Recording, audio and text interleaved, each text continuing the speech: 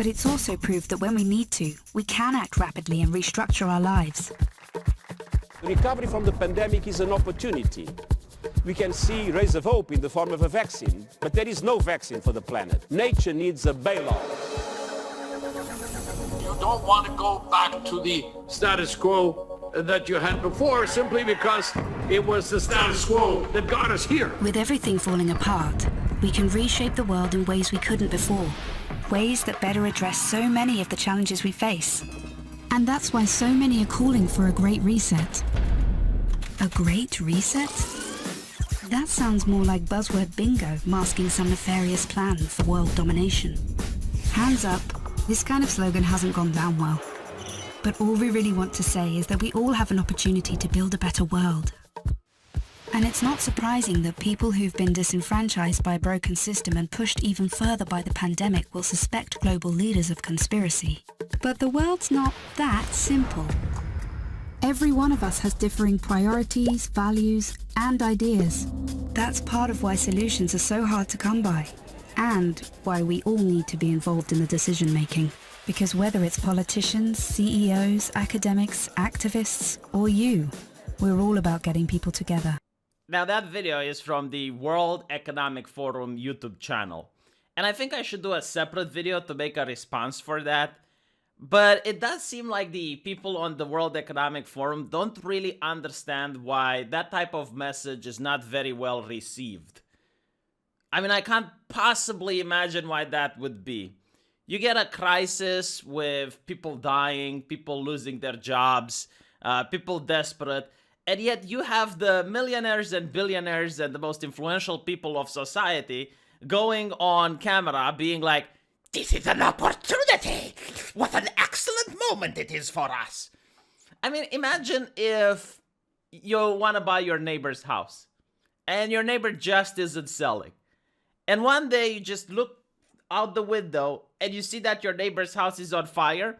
And instead of taking a bucket of water to go out and help him, you sit there and you're like, "What a great opportunity this is! Like, finally, the moment is upon me! Ha ha ha!" You know, it's like, people are not going to really appreciate that type of message, especially in this situation. But, you know, far be it from me to criticize such wise people who follow the science and who are far more intelligent than I will ever be.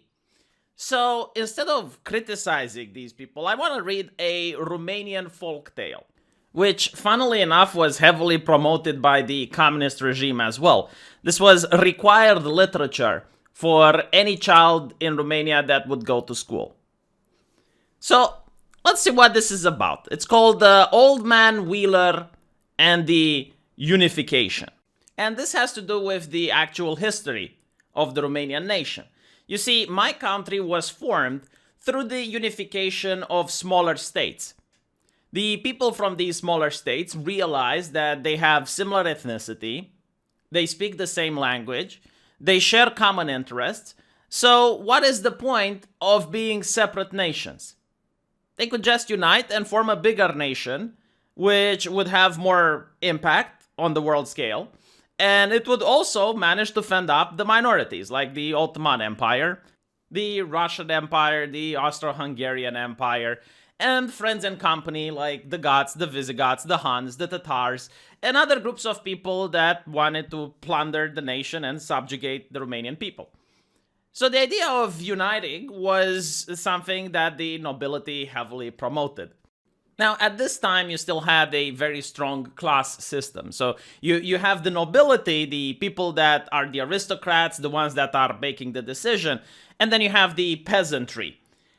And what's really interesting about this particular time is because of the ideology of uniting and the ideology of we're all brothers and we're all in this together, the nobility decided for the first time ever to invite the peasantry and ask what they think about this little reset. Now, you need to understand that during that time, the nobility had a lot of disdain for the peasantry, because the peasantry was considered to be uneducated. They couldn't read, so what point is it to teach them about political slogans that they wouldn't understand? They were worried that misinformation would pass through the ranks of the peasantry if they were ever educated in matters of political opinion. So, as you can imagine, the peasantry was marginalized both intellectually and as a social class. But in this particular situation, it seems that things were about to change. The peasantry, for the first time, was invited at the table of important people.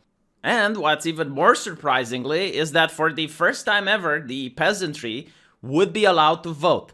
Despite the fact that they were over 90% of the population, they would actually, for the first time ever, be asked about their opinion on how the nation should be going.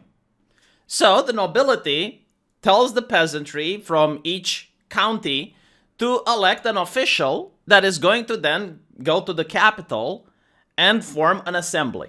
Now, it's probably hilarious to imagine how it was like for a peasant from back then that toiled the field nonstop to all of a sudden be sent to the capital, be provided with brand new clothes, be taken to an expensive hotel where he is going to be bathed and taken care of by a group of staff.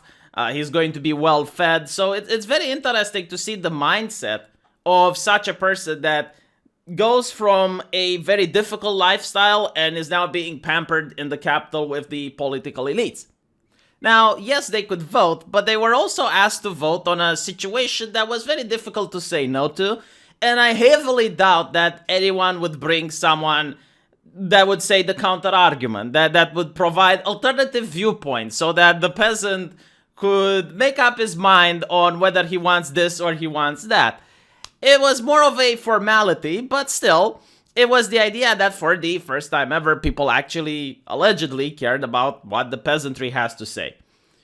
So you have a noble which approaches the peasantry and tries to explain to them with calm and a pleasant voice that the reason they have been summoned there is because for hundreds of years, both Wallachia and Moldavia are two separate countries, even though the people of those countries speak the same language, have the same traditions, and pray to the same God.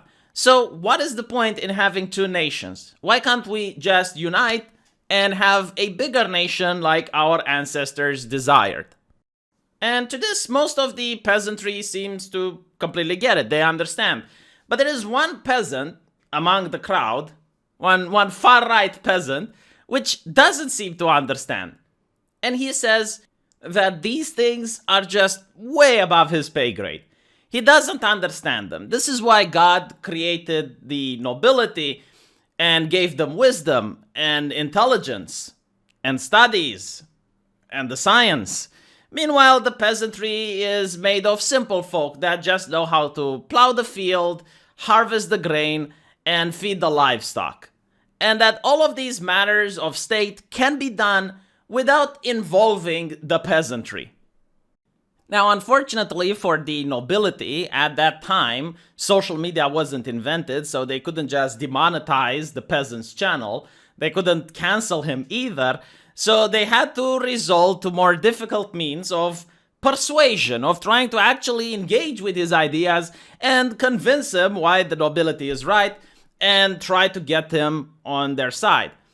So the noble tells the peasant that the time where only the nobility would take decisions is long gone. We have entered a new era now where hard work, profits, rights and obligations needs to be the same for all. We are now entering an era of equality where the peasant needs to be brought to the table. So very progressive this noble is, very empathetic and understanding of the plight of the peasant.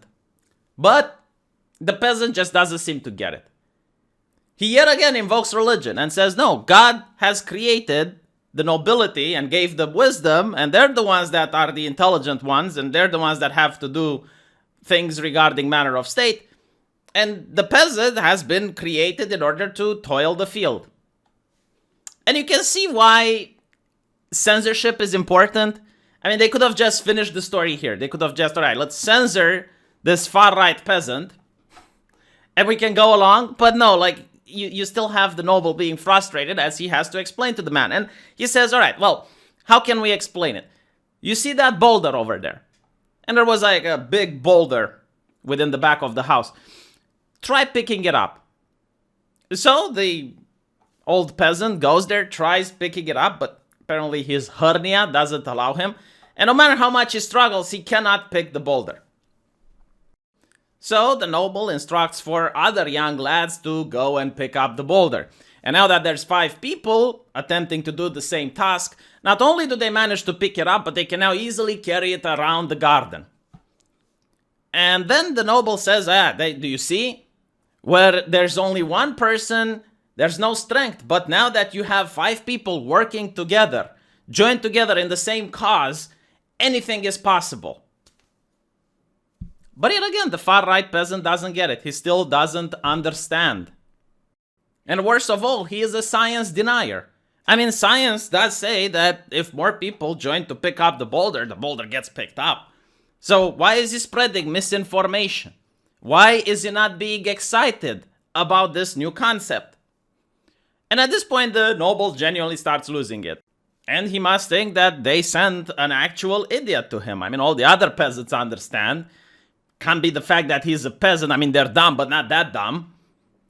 And losing his mind, he asks the peasant one more time, what exactly did you not understand? I mean, I even showed it to you.